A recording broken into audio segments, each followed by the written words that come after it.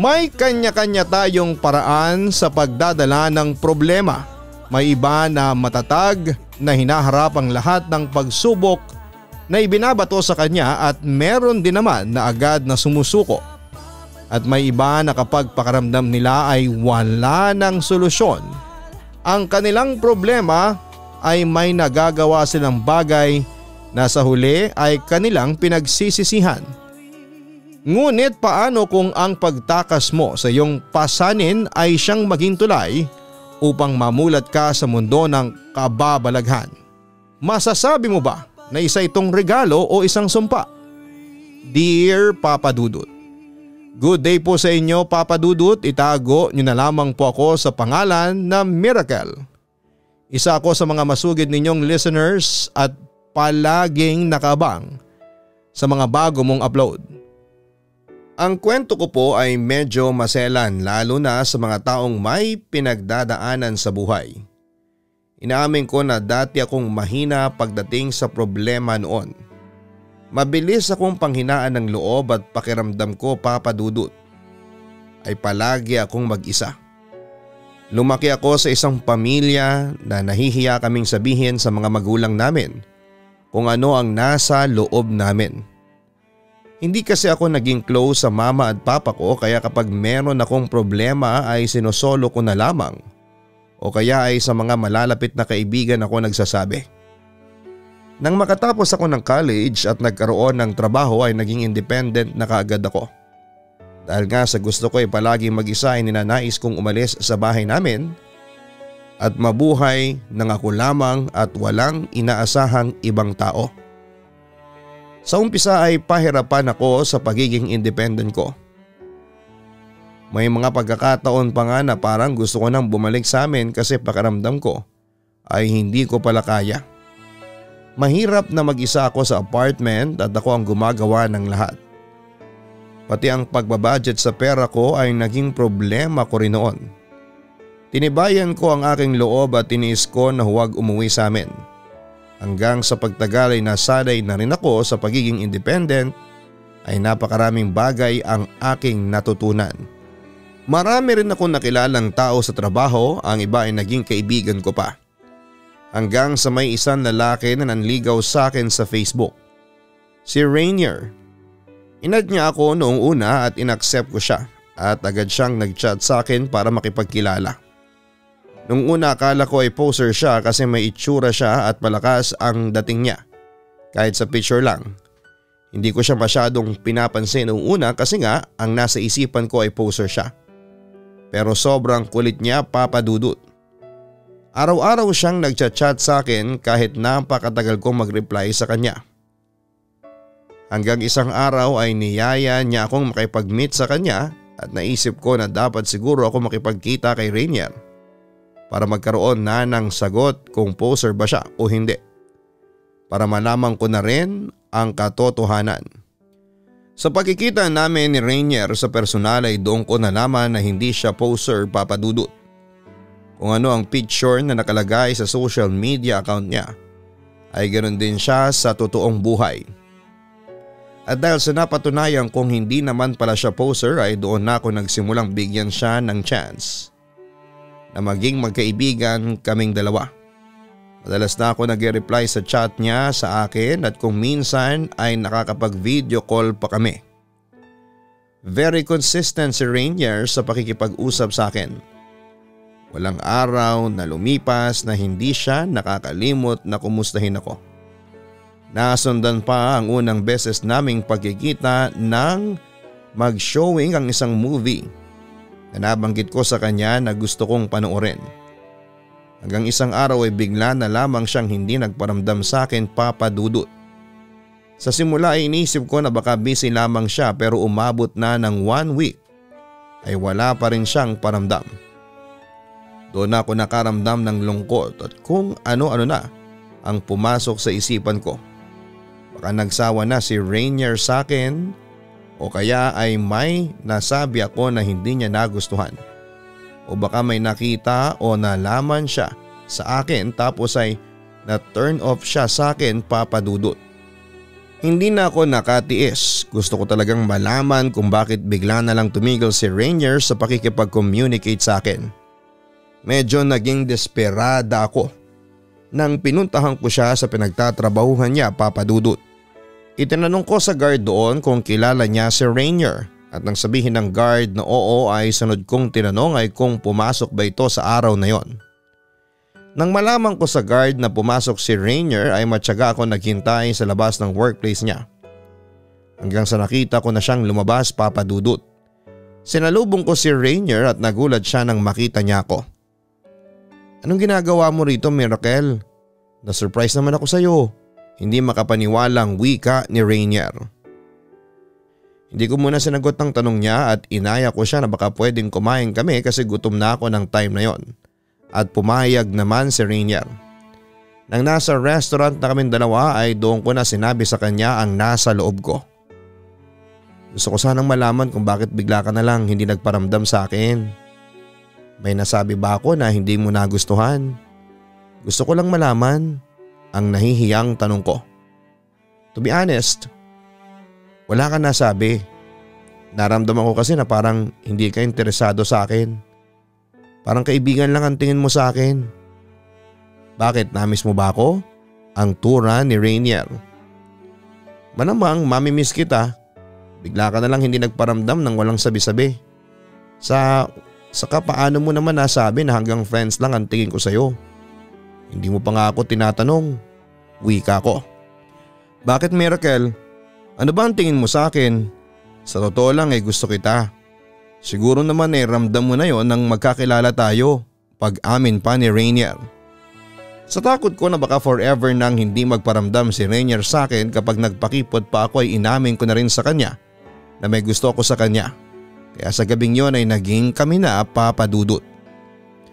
First boyfriend ko si Rainier at kahit may takot ako na baka masaktan ako dahil nakakarinig na rin ako ng mga kwento ng pag-ibig na hindi naging maganda, ang ending ay sumugal pa rin ako. Saka gusto ko rin na ma-experience yung may isang tao na magmamahal sa iyo at aalagaan ka. Ipinaramdam naman sa akin ni Rainier kung gaano niya ako kamahal. May effort siya at araw-araw niyang sinasabi sa akin na mahal niya ako. Napansin ko nga lang kay Rainier na malapit siya sa mga babae. Sobrang close siya sa mga friends niyang babae. Pero hindi ko pinagbawalan si Rainier na sumama sa mga kaibigan niyang babae dahil mas nauna itong nakilala ni Rainier kesa sa akin. Ayoko na dahil sa akin ay mawala ang mga kaibigan niya. Pinanghawakan ko rin ang love ni Rainier sa akin. Palagi kong sinasabi sa aking sarili na mahal niya ako. At hindi niya ako magagawang lokohin at saktan. Umabot ng 3 years ang relasyon namin ni Rainier, Papa Dudut. At sa panahon na yon ay doon ko na nakikita ang mga senyales na may ibang babae ang boyfriend ko. Hindi ko nga lang masabi sa kanya ang napapansin ko kasi natatakot ako na baka bigla siyang makipag-break sa akin. Sa tuwing tinatanong ako ng mga kaibigan ko kung kumusta kami ni Rainier ay palagi kong sinasabi sa kanila na masaya kaming dalawa. Pinayuhan pa nga nila ako na bantayan ko ng maigi si Rainier dahil ang mga gwapong kagaya ni Rainier ay nambababae. Hindi raw pwede na hindi humanap ng iba lalo na at matagal na kaming magkarelasyon. Sa paglipas ng mga araw ay mas dumami ang kakaibang napansin ko kay Rainier. Nagbago siya ng style niya sa pananamit at nag-enroll din siya sa gym na para bang mas lalo siyang nagpapagwapo. Ilang buwan bago sumapit ang aming ika-4 na anniversary ay tuluyan nang nakipag-break si Rainier sa akin. Ang sabi niya ay hindi na siya nag-grow sa relasyon namin. Paulit-ulit na lang daw ang ginagawa namin hanggang sa na-fall out of love na siya sa akin. Baka pwede pa nating ayusin ito, Rainier. Subukan pa natin. Kapag wala na talaga ay saka mo ako hiwalayan. Please, hindi ko kasi kaya na wala ka sa buhay mo. Mamamatay ako. Mahal na mahal kita. Ang pakiusap ko kay Rainier. Sorry, Miracle. Pero magsasayang lang tayo ng oras kapag sinubukan na natin. Hindi na talaga kita mahal. Huwag kang mag-alala kasi makakahanap ka pa ng lalaki na masigit pa sa akin. At mamahalin ka nang hindi siya mapapagod sa'yo. ang sabi pa ni Rainier. Wala ka bang iba? Tanong ko. Wala, hindi ako nakikipaghiwalay sa iyo dahil may iba na ako. Talagang nawala lang ang love ko sa iyo, sagot pa ni Rainier. Ayaw ko naman na magstay si Rainier sa akin nang wala siyang pagmamahal para sa akin. Saka iniisip ko rin na hindi na siya masaya sa akin kaya kahit masakit at mahirap ay pinakawalan ko na siya. Halos araw-araw akong umiiyak at sobrang sakit na palayain ng taong mahal na mahal mo, Papa Dudut. Pakaramdam ko nga ng sandaling yon ay mamamatay na ako sa sobrang sakit. Kahit kasi ibaling ko sa ibang bagay ang atensyon ko ay pilit ko pa rin naiisip si Rainier. Hanggang isang araw ay mag-isang buwan na kaming break ni Rainier ay kinausap ako ng kaibigan kong babae. Sinabi niya sa akin na meron akong kailangang malaman at hindi kaya ng konsensya niya na itago yon sa aking panghabang buhay. Hindi raw siya makatulog dahil sa kakaisip sa akin. Ano ba ang dapat kong malaman at tungkol saan? Tanong ko. Tungkol kay Rainier. Hindi ba hiwalay na kayo? Turan ang kaibigan ko. Oo, mag-iisang buwan na. Siya ang nakipag-break sa akin kasi hindi na raw niya ako mahal. Bakit? Wika ko. Dapat mo kasing malaman na sa tingin ko ay hindi yan ang totoong reason kung bakit nakipaghiwalay si Rainier sa'yo. Kilala mo naman si Sophie, hindi ba? Ang sabi ng kaibigan ko. Doon na sinabi ng kaibigan ko na nagkainuman sila ni Sophie ilang araw bago makipag-break sa akin si Rainier. Inamin daw ni Sophie sa kanya na meron itong relasyon kay Rainier. Naalala ko na ipinakilala ko nga pala si Sophie at Rainier noong sinundo ako ni Rainier sa trabaho. Ipinakita pa raw sa kanya ni Sophie ang mga sweet pictures nito kasama si Rainier. Ang iba ay napicturean ng kaibigan ko mula sa phone ni Sophie at ipinakita niya yon sa akin. Feeling ko ay gumuho ang mundo ko sa mga nalaman ko, Papa Dudut. Napakasakit na nagawa akong pagtaksila ni Rainier sa katrabaho ko pa. At ang masakit pa doon ay halos araw-araw kaming nakikita ni Sophie sa work at okay naman kami. Alam din ni Sophie na boyfriend ko ng time na yon si Rainier kaya hindi ko maintindihan kung bakit nagawa pa rin niyang patulan si Rainier kahit taken na ito. Dahil sa mga nalaman ko ay mas lalong tumindi ang kirot na aking nararamdaman. Parang isang sugat na sariwa pa tapos ay biglang binuhusan ng alkohol at nilagyan pa ng napakaraming asin. Sumagi sa isipan ko na i-confront at sumbatan sina Rainier at Sophie sa ginawa nila sa aking panloloko. Pero naisip ko na wala nang kwenta kung gagawin ko pa yon. Hindi na rin babalik si Rainier sa akin kapag ginawa ko yon, Papa Dudut. Kaya wala akong nagawa kundi ang umiyak araw-araw. Hindi ko matanggap na inakala ko na hindi ako lolokohin ni Rainier pero nagawa pa rin niya. Hindi ako makapaniwala na ipagpapalit niya ako sa isang babae na kakilala pa lamang niya. Napakasakit na nagawang itapon ni Rainier ang ilang taon naming pinagsamahan para kay Sophie. At dahil yon ang unang beses na nasaktan ako ng dahil sa pag-ibig ay wala akong ideya kung paano ko yon i-handle. Walang kahit na sino ang nakakaalam ng pinagdadaanan ko. Kapag tinatanong ako ng mga nakakaalam na break na kami ni Rainier ay sinasabi ko na okay lang ako. At naka-move on na ako kahit ang totoo ay sobrang sakit pa rin. At talagang hindi ko alam ang gagawin para mawala ang sakit na yon, Papa Dudut. Sobra akong nalugmok nang malaman ko ang totoong reason kung bakit nakipag-break si Rainier sa akin. Hindi ko alam kung kanino ako hihinga at mag-share ng pinagdadaanan ko. Kaya naman sinolo ko ang lahat. Ipinapakita ko sa mga taong nakakasalamuha ko na okay ako at masaya pero deep inside ay wasak na wasak ako, Papa Dudut. Kapag umuwi ako sa apartment at mag-isa na ako ay doon ko na talaga nararamdaman ang grabeng kalungkutan. Kwene-question ko na ang sarili ko kung ano nga ba ang mali sa akin at nagawa akong ipagpalit ng ex ko sa babae na kakikilala lamang niya. Kapag tumitingin ako sa salamin ay nakikita ko na ang pangit ko at baka yon ang dahilan.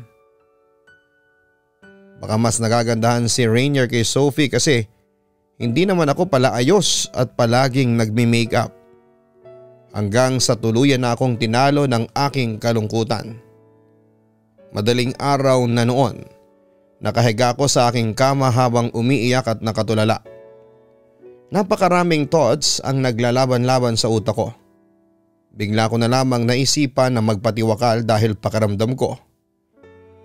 Kapag ginawa ko yon ay matatapos na ang sakit na aking pinagdadaanan. Hindi ko nasasabihin o idedetalye ang ginawa ko ng pagtangkang kong kitlin ang aking buhay. Para na rin sa mga listeners mo na medyo maselan sa ganong paksa. Basta ng madaling araw na yon ay pinagtangkaan ko ang sarili kong buhay. At habang nangihina na ako ay parang may liwanag ako nakita. Pinilit kong abutin ang aking cellphone at nagawa ko pang tawagan ang nanay ko. Nagsorry ako sa kanya at nagpaalam. Pagkatapos noon ay nawalan ako ng malay at inakala ko na wala na talaga ako. Pero parang may plano pa yata ang Diyos sa akin kaya hindi niya ako hinayaan na mawala. Nang magising ako ay nasa ospital na ako at nasa tabi ko si mama. Iyak siya ng iyak nang makita akong gising na. Salamat sa Diyos at gising ka na, Miracle. Ang akala ko'y iniwanan mo na talaga kami. Ang umiiyak na wika ni mama. Ano pong nangyari? Tanong ko sa nangihinang boses. Sinabi ni mama na nang tumawag siya sa akin ay nagkaroon siya kaagad ng kutob na meron akong ginawang hindi maganda sa sarili ko. Mas lalo siyang kinabahan nang tinawagan niya ako ay hindi na ako sumasagot. Kaya kahit alang-aling oras ay ginising niya si Papa at sinabi nito na pumunta sila sa apartment ko. Minadali pang araw niya si Papa sa pagdadrive at nang maabutan nila ako sa apartment ay doon nila nakita ang nangyari sa akin. Dinala nila kaagad ako sa ospital dahil umasa pa sila na mabubuhay ako. Ang sabi ng doktor ay ilang segundo na tumigil ang puso mo sa pagtibok. Mabutit hindi sila sumuko hanggang sa ma-revive ka nila, anak. Bakit mo naman yun ginawa? Kung may pinagdadaanan ka, bakit hindi mo sinabi sa akin? Patuloy pa rin si mama sa pag-iyak. Hindi ko rin po alam kung ano man tumakbo sa isipan ko. Ewan ko. Parang may bumulong sa akin na gawin yun. Sagot ko.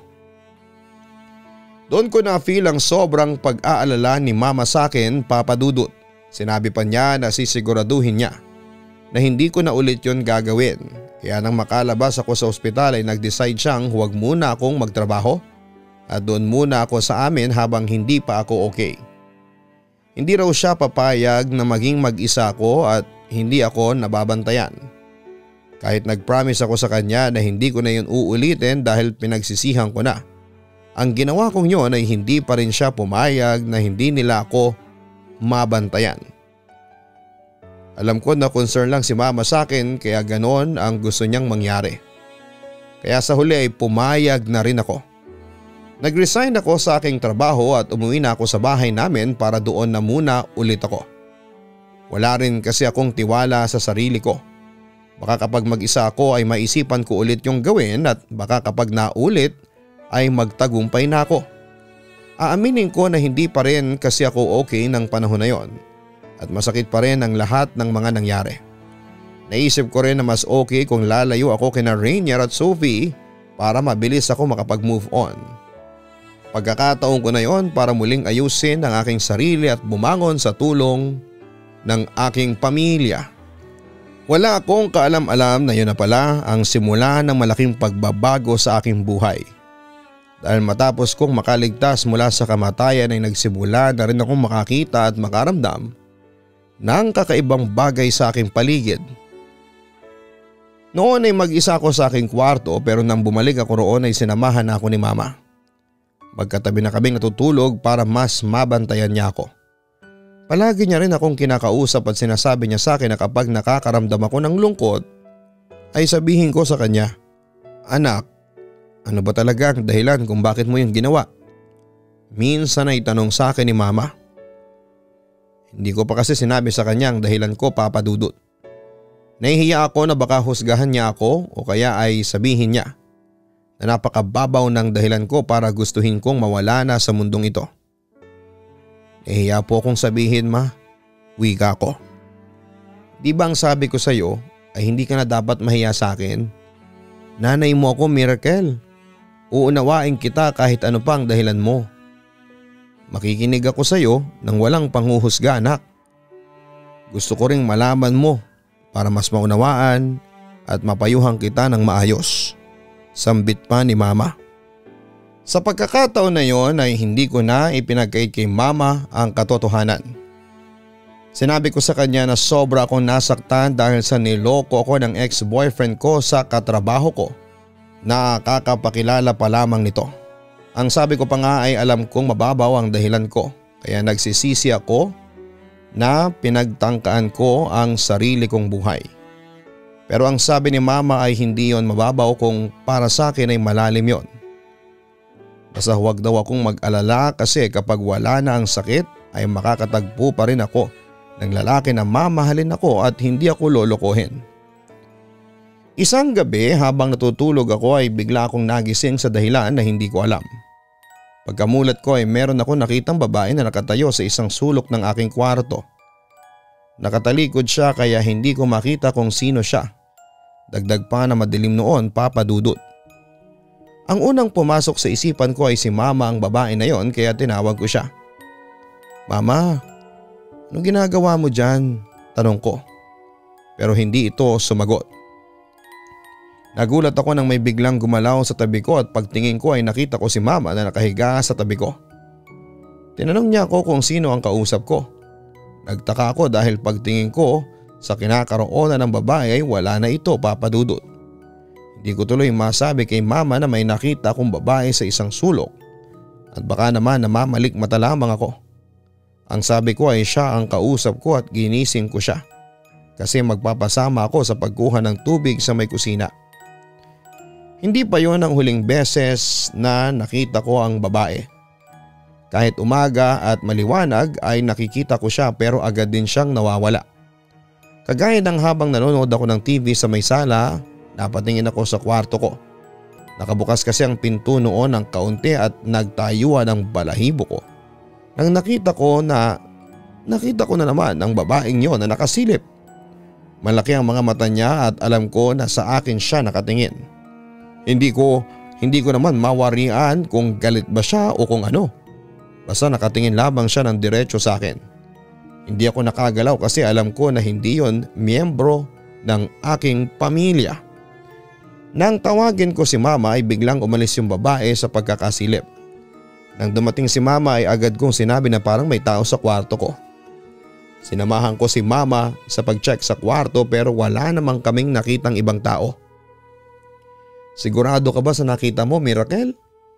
Baka namamalik mata ka lang, ang sabi ni mama. Baka nga po, ma. Napagod lang siguro ang mata ko sa kakapanood ng TV, wika ko. Magpahinga ka kaya muna o baka meron ka namang iniisip. Gusto mo bang pag-usapan natin? Tanong ni mama. Wala po, okay po ako. Huwag niyo po akong alalahanin, tugon ko. May isa pang pangyayari na nakita ko ulit yung babae, Papa Dudut. Madaling araw noon at nagising ako na nauuhaw. Talagang tuyong-tuyo ang lalamunan ko. Hindi ko na ginising si mama kasi alam ko na pagod siya sa buong maghapon. Naglinis kasi siya ng bahay tapos ay tinapos niya rin ang tambak naming labahan. Hindi ko naisip na makikita ko yung babae dahil lang tanging nasa utak ko ng time na yon ay ang makainom ako ng tubig para mawala ang aking uhaw at panunuyo ng lalamunan. Takbo agad ako sa ref pagkarating ko sa kusina. Dumiretso ako ng inom sa pitsil na nakalagay doon kasi hindi ko na kayang kumuha pa ng baso. Pagkatapos kong uminom at bago ko isarado ang pinto ng ref ay meron akong naramdaman na may iba akong kasama sa kusina na para bang merong nagmamasid sa akin. Hindi ko muna sinarado ang ref para meron akong liwanag kahit papaano. Matapang kong tinignan ang paligid pero wala akong nakita. Nang isarado ko na ang pinto ng ref ay bigla akong napatingin sa itaas. At gano'n na lamang ang takot ko nang may nakita akong babae na nakaupo sa ibabaw ng ref. Sa sobrang takot ko ay napasigaw ako na dahilan para magising ang lahat ng kasama ko sa bahay. Nagtataka at nag-aalala sila nang makita akong nakaupo sa sahig sa may kusina habang umiiyak. Agad nila akong tinulungan na tumayo at nang tanungin ako ni mama kung ano ang nangyayari ay sinabi ko sa kanila na meron akong nakitang babae na nakaupo sa ibabaw ng ref namin.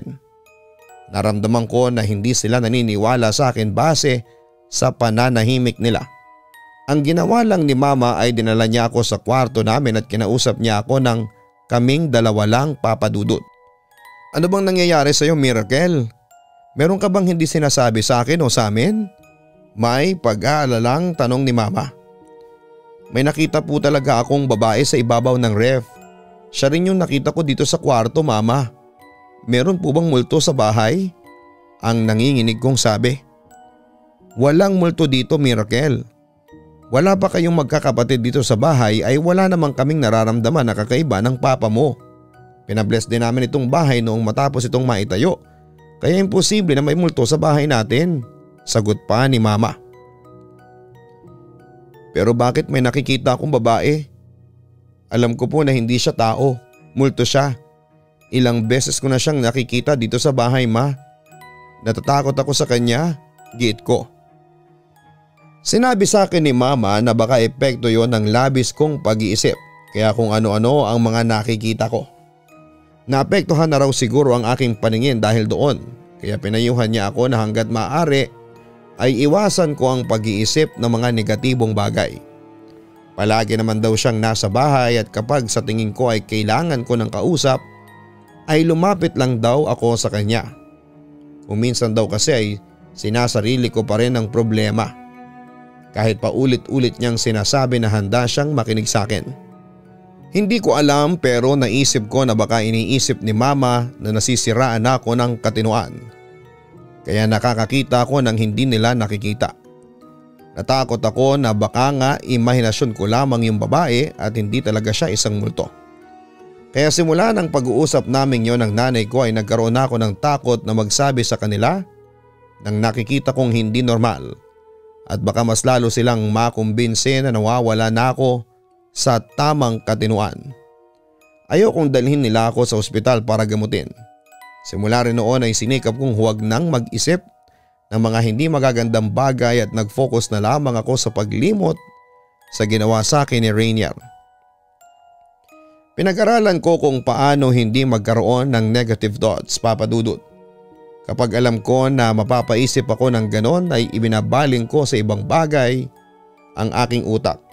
Kagaya ng panonood ng TV o kaya sa simpleng pagtingin sa newsfeed sa social media. Nanonood din ako ng mga nakakatawang videos online. Pero kahit na nawala ng mga negative thoughts ko at nararamdaman ko sa aking sarili na naka-move on na ako kay Rainier ay nakikita ko pa rin yung babae sa aming bahay. Hindi ko na nga lang sinasabi kahit kanino kasi natatakot ako na pag-isipan nila ako ng kung ano. Dumating na ako sa point na tuluyan nang nawala ang sakit na aking nararamdaman sa aking first failed relationship. Kinausap ko sina mama at nagpaalam ako sa kanila na gusto ko at kaya ko nang bumalik sa pagtatrabaho. Nangihinayang na rin kasi ako sa araw na lumilipas na nasa bahay lamang ako. Sayang din ang pinag-aralan ko kung magtatagal pa ako na hindi nagtatrabaho. Pumayag ang buong pamilya ko nang sabihin ko na okay na ako at hindi ko na ulit pagtatangkaan ang sarili kong buhay. Malaki rin kasi ang naitulong ng pagiging open ko sa family ko. Lalo na kay mama para malagpasan ko ang pinagdaanan ko dahil kay Rainier. Ngunit merong kondisyon sina mama at papa. Sa malapit na lang daw muna ako maghanap ng trabaho para uwian lang ako sa bahay. Alam ko na kahit papaano ay meron pa rin silang pag-aalala sa akin. Pumayag naman ako sa kondisyon na yon. Nakahanap naman ako ng trabaho na malapit sa aming bahay. Pwede ako mag-commute at mag-uwian. Kagaya din yon na ang inalisan kong trabaho, muli akong nakakilala ng ibang tao, Papa Dudut. Natuto ulit akong makipagkaibigan pero naging mapili na ako sa mga taong hinahayaan kong maging kaibigan ko. Nakita ko naman kung gaano kababait ang mga naging kaibigan ko sa trabaho. Kapag kailangan ko ng tulong nila ay hindi sila nagdadalawang isip na tulungan ako. Natuto na rin akong mag-open sa mga pinagkakatiwalaan kong mga kaibigan kapag meron akong problema. Wala akong problema sa mga katrabaho ko sa opisina na yon, kundi sa bagong nakikita ko. Magtatatlong buwan na ako sa bago kong trabaho nang unang beses kong makita ang isang batang lalaki na tumatakbo sa loob ng opisina. Tapos kapag nalibot na niya ang buong opisina ay bigla siyang nawawala at hindi ko na siya nakikita. Nakasuot siya ng khaki shorts at white t-shirt na para bang isa siyang estudyante. Ilang beses yon na nangyari ngunit hindi naman araw-araw. Isa rin sa napansin ko ay nakikita ko ang bata tuwing alas 5 ng hapon kung kailan malapit na kaming mag-out. Dahil ganong oras ko siya nakikita ay naisip ko na baka anak siya ng isa sa mga katrabaho ko. Baka kakalabas lang ng school ng bata at hinihintay lang niya ang nanay o tatay niya para sabay na silang makauwi.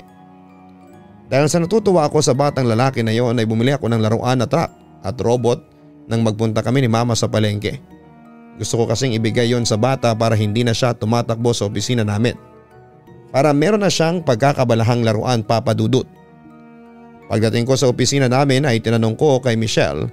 Nakalapit ko ng table tungkol sa batang lalaki na nakikita ko sa opisina. Dinala ko na rin ang mga laruan na nabili ko sa palengke. Michelle, sino pala dito sa office natin ang may anak na lalaki? Tanong ko kay Michelle. Naku, hindi ko alam eh. Pero ang alam kong may anak ay ang boss natin saka si Ate Amy at Ate Len. Yung iba ay kagaya nating dalaga at binata pa. Bakit mo pala naitanong? Tura ni Michelle. Madalas kasi akong makakita ng batang lalaki dito sa office.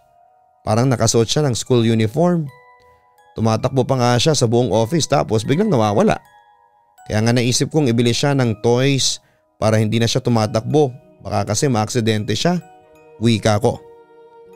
Biglang namutla at tumahimik si Michelle pagkatapos kong magsalita na para bang meron akong nasabi na hindi ko dapat sabihin.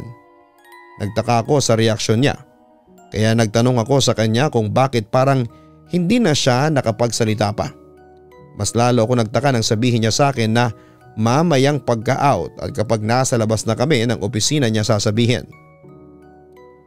Ilang oras din ako naghintay at nag-isip bago kami nag-out. Nang nakalabas na kami ng office at naghihintay ng masasakyan na jeep. Pauwi ay doon na niya sinagot ang tanong ko. Sa tingin niya raw ay hindi buhay na batang nakikita ko kundi isang multo. Dati raw ay meron silang katrabaho na babae na isang single mother. Meron itong anak na lalaki na grade 1 pa lamang. Naunang matapos ang klase ng bata sa hapon kaya nagpupunta ang bata sa office para hintayin ang nanay niya na matapos sa pagtatrabaho. Pinayagan yun ng boss dati ni Michelle dahil naunawaan nito ang pagiging single mother ng empleyadong yon. Ginawa na nga raw playground ng bata ang opisina dahil doon ito palaging nagtatatakbo. Hanggang sa tinamaan ng dengue ang bata at hindi na agapan. Namatay ang bata at makalipas ang ilang buwan ay nag-resign na rin ang nanay niya. Sandali. Ibig sabihin ay ako lang ang nakakakita sa batang lalaki na tumatakbo sa opisina bago tayo mag-out? Hindi niyo yun nakikita? Ang kinikilabutang kong tanong kay Michelle. I swear hindi talaga. Wala kaming nakikitang bata. Naalala ko kaagad ang batang yon nang sabihin mo na naka-school uniform. Ibig palang sabihin ay nasa opisina ang kaluluwa niya. Teka Miracle, bukas ba ang third eye mo? Tanong ni Michelle. Hindi ko pa alam eh. Ang naguguluhan kong sagot. Pinayuhan ako ni Michelle na kung sakali na makikita ko ulit yung bata na nasa opisina ay huwag kong papansinin. Magkunwari na lamang daw ako na hindi ko nakikita. Sa pagkakaalam niya raw kasi, kapag nalaman ng isang kaluluwa na nakikita ito ng isang tao ay hindi na nito patatahimikin ang taong yon. Natakot ako sa sinabi ni Michelle. Ayoko namang mabuhay na ginugulo ng mga multo. Dahil din sa mga sinabing yon ni Michelle ay nakuha ko ang sagot kung bakit palagi nagpapakita sa akin yung babae sa bahay namin, Papa Dudut. Siguro ay dahil kinakausap ko siya noong unang beses siyang nagpakita sa akin. Nalaman ng kaluluwa na yon na nakikita ko siya. Hindi na tuloy natahimik ang aking buhay simula noon. Kahit sa bahay at opisina ay meron akong nakikita ang kaluluwa. Ang mahirap pa ay wala akong ibang mapagsabihan kundi si Michelle dahil baka isipin nila na gumagawa ko ng kwento. Mabuti na lang din at nandyan si Michelle dahil naniniwala siya sa mga multo. Sa kanya na lang ako nagkwento kahit yung babae sa bahay ay naikwento ko rin sa kanya at naniwala naman siya sa akin. Isang araw habang nasa mall kami ni Michelle ay napag-usapan nila ang kakayahan ko na makakita ng multo o kaluluwa. Nagtataka nga ako kung bakit ako biglang nakakita ng multo, Michelle. Nung bata ko hanggang sa lumaki ay wala akong kakayahan na ganito ang turad ko. Baka naman pina-open mo ang third eye mo o baka may nangyari sa iyo na medyo kakaiba na pwedeng naging reason para mabuksan ang third eye mo. Kailan ba nag-start niyang nakakakita ka? Ang magkakasunod na tanong ni Michelle. Napaisip ako ng malalim sa mga tanong na yun ni Michelle, Papa Dudut. Hanggang sa maalala ko na nagsimula akong makakita ng multo matapos kong makaligtas sa pagtatangka ko sa aking buhay. Nang alinlangan akong sabihin kay Michelle ang madilim na parte na yon ng aking buhay. Pero sa huli kinuwento ko na rin sa kanya dahil may tiwala na ako sa kanya ng time na yon. Ang sabi ni Michelle ay baka raw ang pagkakaligtas ko sa kamatayan ang naging daan upang mabuksan ng aking third eye. Kagaya raw ng sinabi ko ay after ng pangyayari na yon ay saka ako nagsimulang makakita ng multo kaya malamang ay yun daw ang talagang dahilan. Basta miracle ha, kapag nakakita ka ng kaluluwa ay huwag na huwag mong papansinin o kakausapin. Dedmahin mo lang sila, ang payo pa ni Michelle. Yun nga ang mahirap eh. Paano ko malalaman na multo na palang nakikita ko kagaya ng bata sa bahay? Akala ko tao talaga siya. Ang hirap naman yata ng ganun. Ang nababahala kong sagot. Ang akala ko talaga noon ay kagaya ng sa mga movie ang makikita ko mga multo. Yung duguan, maputla ang balat tapos nananakit. Pero iba sila sa nakikita ko sa realidad, Papa Dudut. Para lang silang normal na tao. Kagaya nung babae at nung bata na mga una kong nakita. Kaya ang ginawa ko ay nilakasan ko na lamang ang aking pakiramdam. Kapag may kakaiba akong nararamdaman sa taong nakikita ko lalo na't hindi ko kilala ay hindi ko yon tinitingnan. At baka multo yon, Papa Dudut. Nang dumating nga ang undas ay natakot ako kasi tradisyon na ng pamilya namin na magpunta sa sementeryo kapag ganung araw. Nagluluto pa nga si mama ng masarap na pagkain at nagpipiknik kami sa tabi ng puntod ng lolo at lola ko na parents ng nanay ko. Kung dati ay excited ako sa undas ay nagbago na ang lahat simula nang makakita ako. Siyempre sementeryo yon, Papa Dudut, maraming nakalibing na patay doon at inaasahan ko ng marami akong kaluluwa na makikita.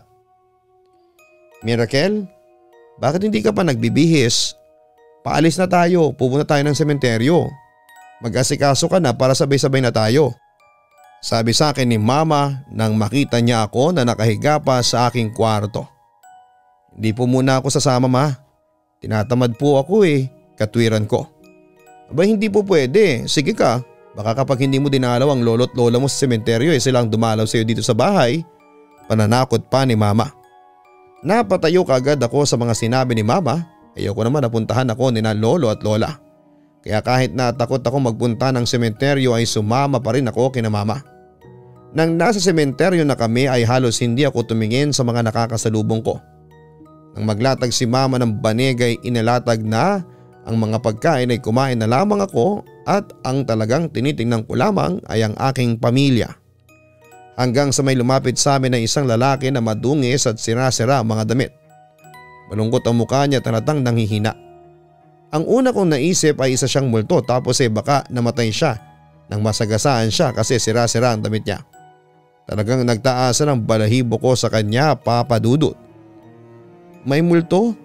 Itinuro ko pa ang lalaki. Sa sobrang takot ko ay nakalimutan ko ang payo ni Michelle sa akin na kapag nakakita ako ng multo ay huwag kong papansinin at magkunwari akong hindi ko sila nakikita. Hindi po ako multo, ate. Namamalimos po ako kahit magkano lang po, ang sabi ng lalaki. Nang bigyan ni mama ng barya at pagkain ng lalaki ay doon ko lang na-realize na tao talaga siya, Papa Dudut. Dahil pati sina mama ay nakikita siya. Tinamanan pa ako ni na mama dahil sa napagkamalang kong multo yung namamalimos, Papa Dudut. Hanggang ngayon ay nakakakita pa rin ako ng mga kaluluwa. Pero sa paglipas ng panahon ay natutunan ko nang huwag silang pansinin. Kahit yung bata sa office at ang babae sa bahay namin ay nakikita ko pa rin paminsan-minsan. Pero nasanay na ako sa presensya nila at nawala na ang takot ko sa kanila. Natanong ko rin sa sarili ko na baka iyon ang parusa sa akin sa ginawa kong pagtatangka sa aking sariling buhay, Papa Dudut. Pero naisip ko rin na baka naman ibinigay sa akin ang kakayahan na yon para makatulong ako sa ibang tao o sa mga kaluluwa na nangangailangan ng tulong ng kagaya ko na nakikita sila. Kung ano man ang totoong purpose ko kung bakit ako nagkaroon ng ganitong kakayahan, ay hinahanapan ko pa rin po yun ang kasagutan hanggang sa ngayon. Lubos na gumagalang, Miracle. Hindi sagot ang pagkitil sa sariling buhay kapag nagkaroon ka ng isang mabigat na problema. Mas lalo lamang nitong papalalain ang sitwasyon. Mag-iiwan ka rin ng luha at sakit sa mga taong maiiwan mo kung sakali na ikaw ay magtagumpay. Oo, ang buhay ay puno ng pagsubok. May ilan sa atin na pakiramdam nila ay wala silang malalapitan at walang makakaintindi sa kanila. Kapag ganito ang iyong nararamdaman ay kausapin mo ang ating Panginoong Diyos. Sa Kanya ay wala kang maririnig na panghuhusga at ibibigay Niya sa iyo ang sagot o solusyon sa problema mo sa hindi inaasahang paraan at pagkakataon. Maging mapagmatsyag din tayo sa mga taong ating nakakasalamuha. Kapag naramdaman natin na meron silang dinadalang mga problema, ay tanungin natin sila. Ang simple pong kumusta ka ay malaki ang magagawa para sa isang taong nakakaramdam ng problema. Mga taong pakaramdam nila ay wala na silang dahilan para mabuhay pa. At palagi nating tatandaan na ang mga maling desisyon natin sa buhay ay maaaring maging daan upang tayo ay mapunta sa isang sitwasyon na sa huli ay ating pagsisisihan. Hanggang sa muli, huwag kalimutan na mag-like, share and subscribe. Maraming salamat po sa inyong lahat. Ang buhay ay mahiwaga, laging may lungkot at saya. Sa Papa Dudut Stories, laging may karamay ka.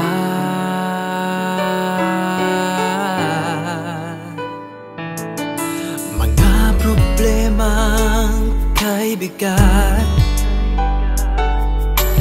dito ay pakikinggan ka. Sa Papa Dudut Stories, kami ay iyong kasama. Dito sa Papa Dudut Stories, ikaw ay hindi nag-iisa.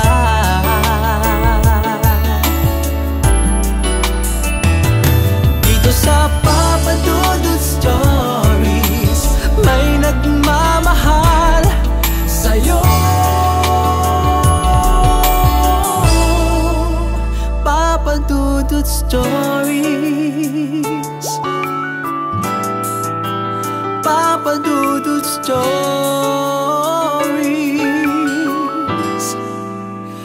Papa Dudut Stories.